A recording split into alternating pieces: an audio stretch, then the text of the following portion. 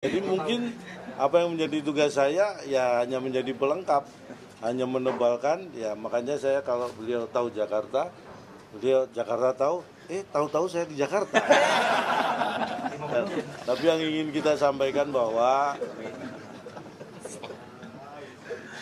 Mas Pram, Bang Dul punya tujuan yang sama, ini tujuan besar, tapi harus kita detilkan sedetilnya bahwa tujuannya adalah membuat warga Jakarta bahagia.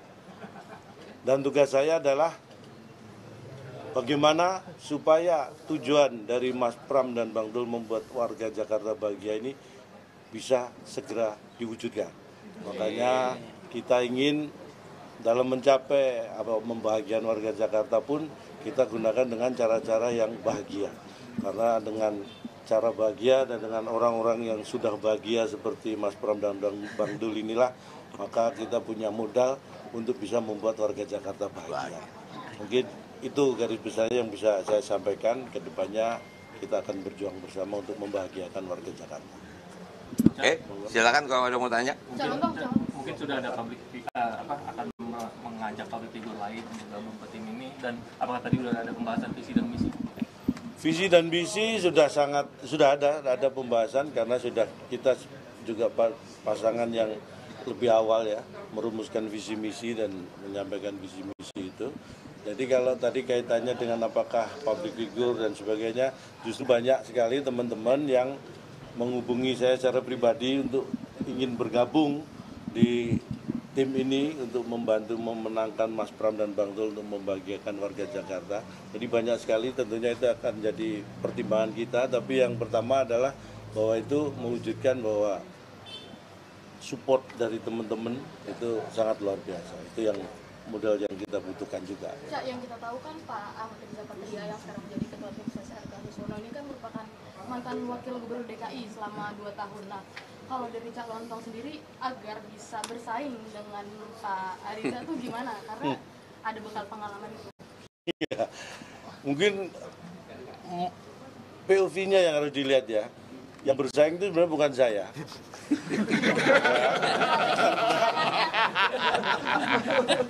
Karena kalau toh nanti, mohon maaf ini kan ukurannya mungkin disebut menang atau kalah. Kalau toh kita menang kan bukan saya yang memimpin Jakarta ya kan. Jadi beliau-beliau inilah yang punya kompetensi untuk memimpin Jakarta. Beliau-beliau yang sebenarnya ini bukan dalam arti bersaing sehat untuk tadi membuat warga Jakarta bahagia. Tapi kalau dikatakan sebagai ketua tim sukses mungkin ya, saya kira beliau pernah menjadi wakil gubernur DKI Jakarta, tapi saya bukan bermaksud apa-apa ya. Saya sudah pernah menghibur beberapa gubernur.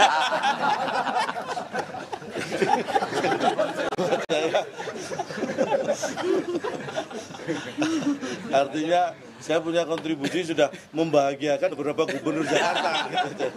Mudah-mudahan ini menjadi modal juga. Baik, silakan yang lain. Tapi ada strategi untuk pemenangan ke depan untuk Mas Pram dan Bang Dul seperti apa kalau dari tim? Tentu aja kita pasti akan ada strategi, ada taktik apapun itu sebutannya ya untuk bisa menang itu pasti ada. Tapi kalau kita dibuka di sini nanti takutnya di situ nggak kita buka ya kan, karena bukannya di sini ya. Gitu. Tapi kan kita tahu pemilih di Jakarta ini begitu rasional gitu. Mungkin kalau politik tawa gitu mungkin tidak bisa juga tidak dipandang tidak terlalu efektif. Bagaimana bisa agar pemilih rasional ini bisa terkait gitu untuk?